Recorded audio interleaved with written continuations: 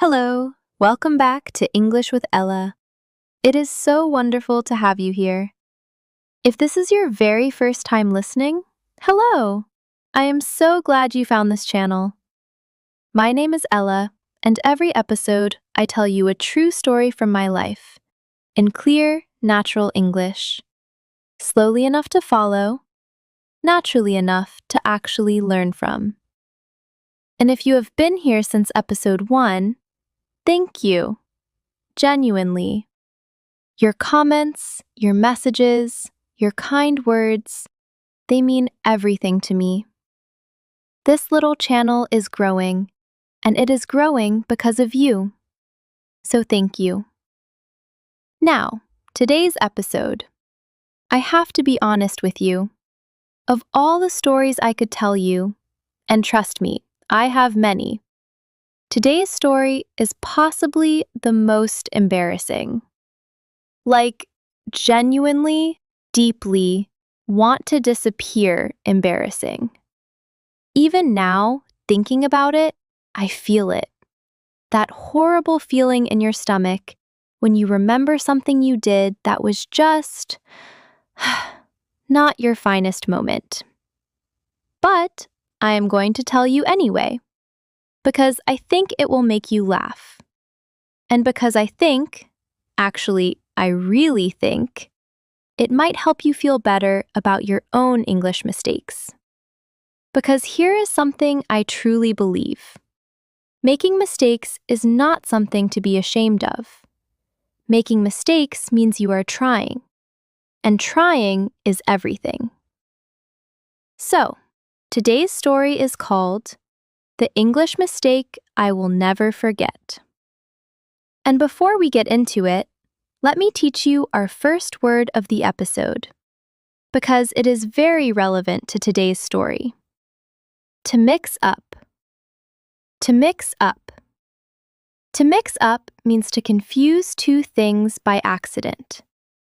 To get them wrong because they seem similar, or you are not paying attention, or, and this is very important, you are nervous and your brain stops working properly. We say, I mixed them up, or I got mixed up, or I mixed up the two words and said completely the wrong thing in front of 20 people. That last one is very specific to today's story. Some examples. Nice and clear. I always mix up Tuesday and Thursday. They sound so similar. That means I confuse them. I get them wrong. She mixed up the salt and the sugar and put sugar in the soup. That means she used the wrong one by accident. He mixed up the names and called his teacher by the wrong name all year. That one happens. To mix up. To confuse two things by accident. Hold on to that one. You are going to need it very soon. Okay, are you ready? Good. Let's go.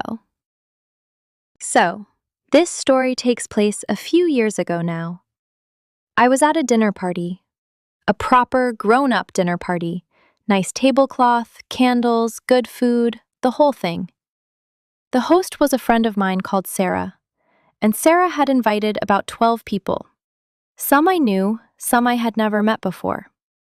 A mix of people from different places, different jobs, different backgrounds. The kind of dinner party where you have to make conversation with strangers, which is already, a little nerve-wracking. Now, sitting across from me was a man called Marco. Very charming, very funny, Italian, and his English was absolutely beautiful. Clear, confident, natural. I remember thinking, wow, his English is incredible. And that brings us to our second word, fluent. Fluent.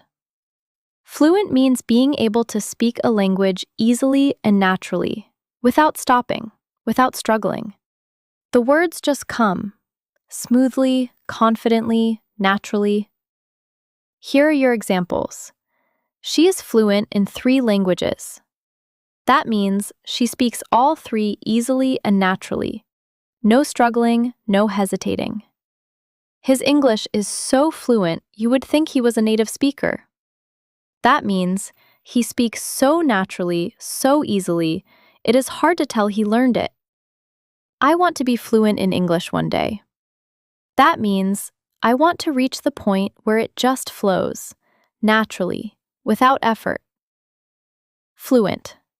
A beautiful word, actually. And Marco was absolutely fluent, which made what happened next even more significant. Because at some point during dinner, the conversation turned to languages.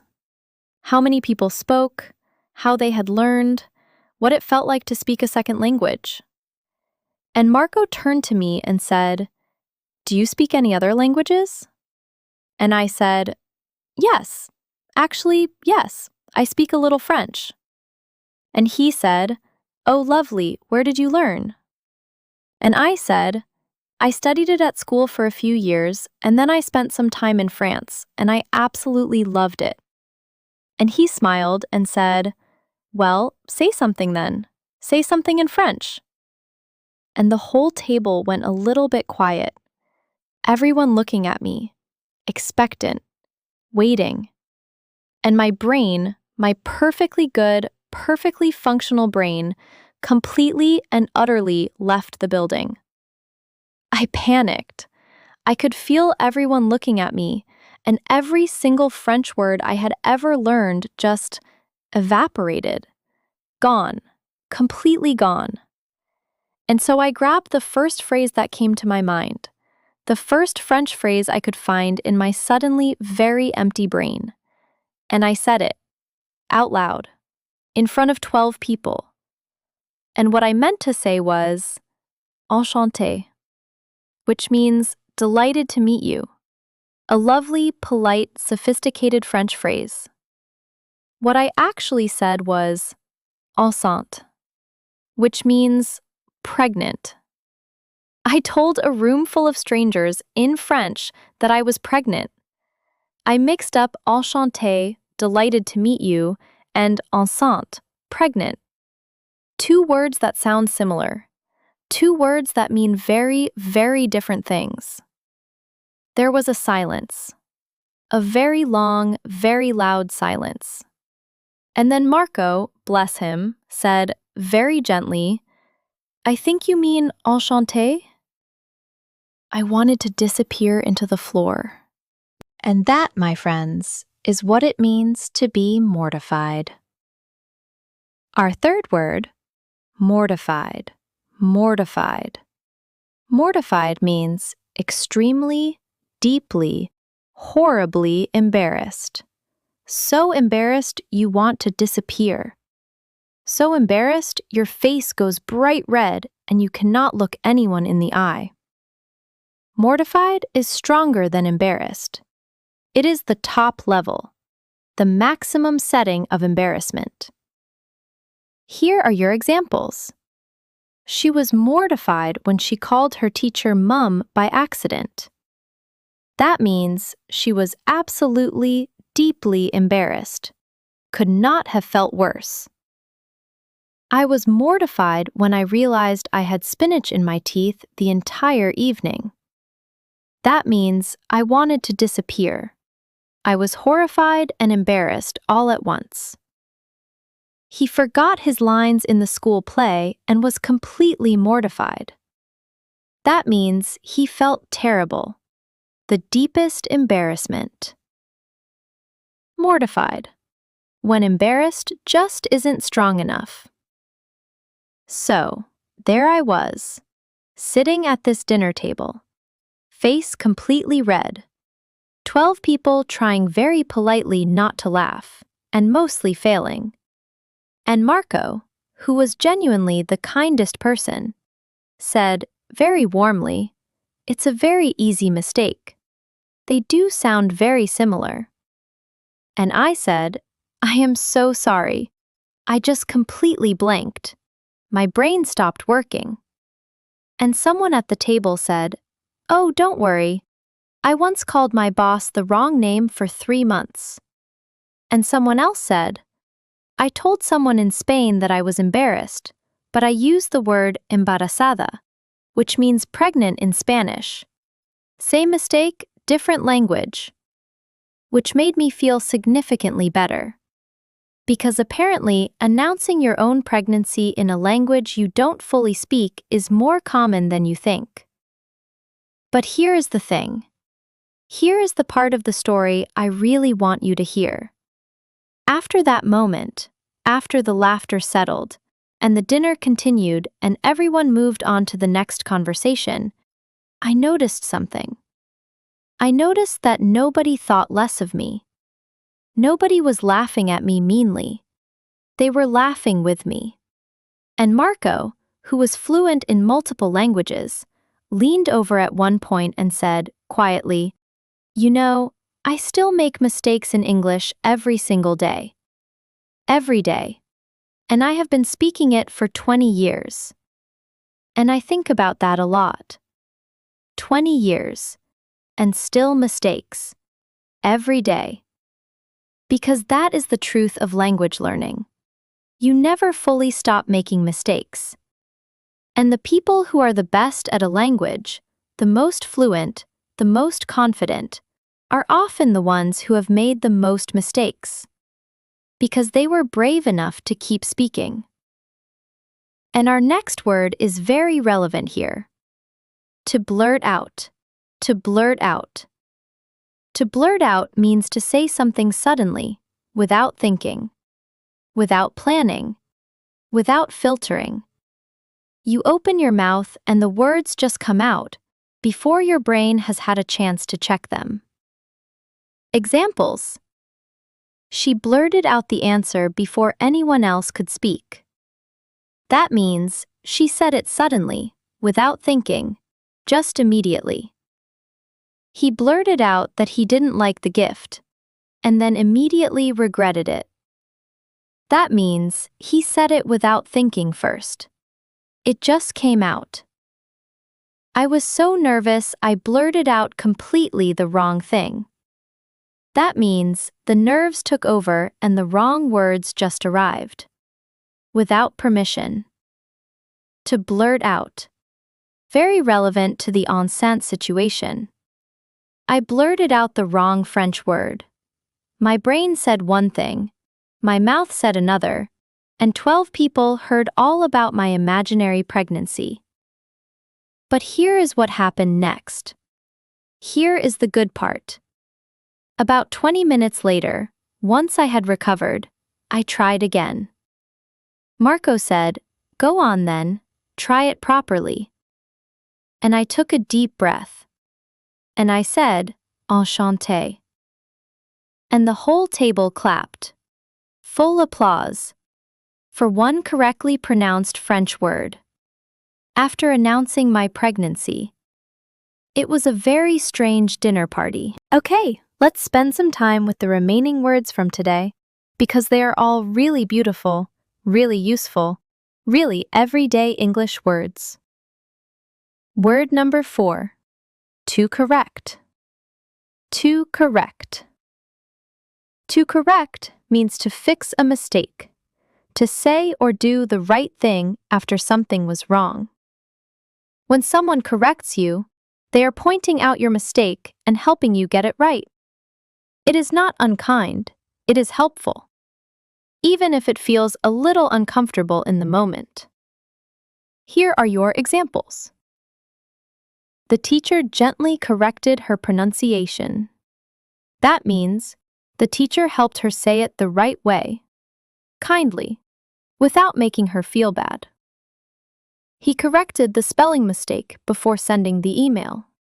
That means he found the error and fixed it. Can you correct me if I say something wrong? I want to learn. That means, please help me. If I make a mistake, tell me. I am here to improve. To correct. A gentle, helpful word. And Marco corrected me so kindly that evening, so gently, that I was grateful, not embarrassed. Well, A little bit embarrassed, but mostly grateful. Word number 5. To cringe. To cringe. To cringe means to feel embarrassed just remembering something. You think back to a moment, a mistake, something you said, something you did, and your whole body reacts. Your shoulders go up, your face scrunches, you make a noise. Ugh, like that. Cringe is also a very popular word in modern English, especially with younger speakers. If something is cringe, it means it is embarrassing, awkward, uncomfortable to watch. Your examples. I cringe every time I think about that dinner party. That means the memory makes me feel embarrassed all over again. She cringed when she heard the voicemail she had left. That means listening to it made her feel uncomfortable and embarrassed. That video is so cringe, I cannot watch it. That means it is so awkward and embarrassing to watch. To cringe. A very satisfying word. And yes, I still cringe when I think about on scent. Every single time. And our final word today, word number 7, is my favorite of the episode. To laugh it off. To laugh it off. To laugh it off means to respond to something embarrassing or difficult by making a joke of it. By choosing to laugh rather than hide. By finding the funny side, even when part of you wants to disappear. To laugh something off takes a little courage. It means saying, yes, that happened, and yes, it was embarrassing, and also, it is quite funny actually. Here are your examples. She spilled coffee all over herself but just laughed it off. That means she didn't get upset or embarrassed. She made a joke of it and moved on. He forgot his lines on stage but laughed it off, and the audience loved him for it. That means he turned the mistake into a moment, and it worked. I've learned to laugh off my English mistakes. They're part of the journey. That means I don't hide from them anymore. I find them funny. I let them go. To laugh it off. What a skill. And what a gift to be able to find the funny side of your own mistakes. That evening, at that dinner party, I laughed it off. And it became one of my favorite stories to tell. Okay, before we say goodbye, let's go through every word and phrase from today's episode. 7 in total. Let's make sure they are all sitting safely in your memory. Word 1. To mix up. To confuse two things by accident. To use the wrong one by mistake. I mixed up the two words. She always mixes up Tuesday and Thursday. He mixed up the names. Word 2. Fluent. Able to speak a language easily and naturally, without struggling. She is fluent in 3 languages. His English is so fluent. I want to be fluent one day.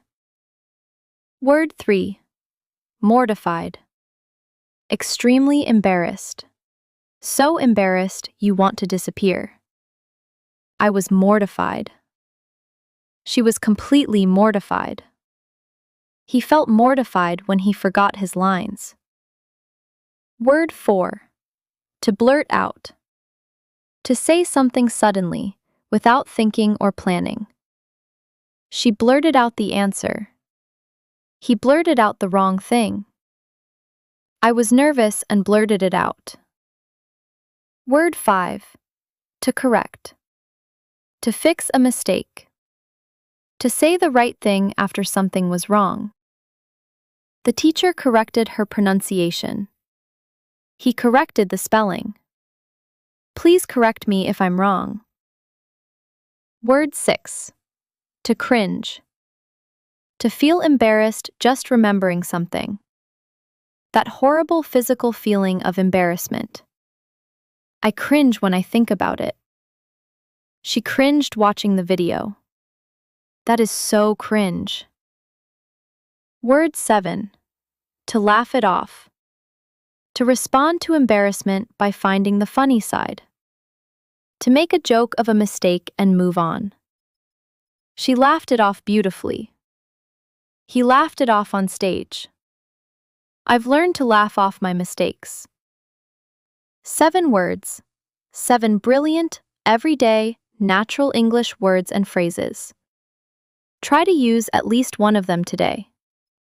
Even just in your head, make a sentence. Make it yours. And now, as always, I have a question for you. Have you ever made an embarrassing mistake in English? Or in another language? Maybe you used the wrong word. Maybe you said something completely different to what you meant. Maybe your brain blanked at the worst possible moment, just like mine did at that dinner table. Tell me in the comments. I genuinely read every single one. And I promise you, whatever your mistake was, it is not as bad as announcing your own pregnancy in French to 12 strangers. Probably. And if you are enjoying English with Ella, please subscribe. It is completely free, and every episode is a new story, new vocabulary, new natural English you can take into your real life. Coming up in our next episode, I am going to tell you about the time I had to give a speech in front of a room full of people, when I had found out about it exactly 1 hour before. Yes, that really happened. No, it did not go smoothly. Yes, there are several words you will want to learn from that story. That episode is called Just Say Something, Ella. Until then, keep listening. Keep learning. Keep speaking. And please, never be ashamed of your mistakes. Every mistake is proof that you are trying. And trying always is enough. See you in the next one. Bye for now.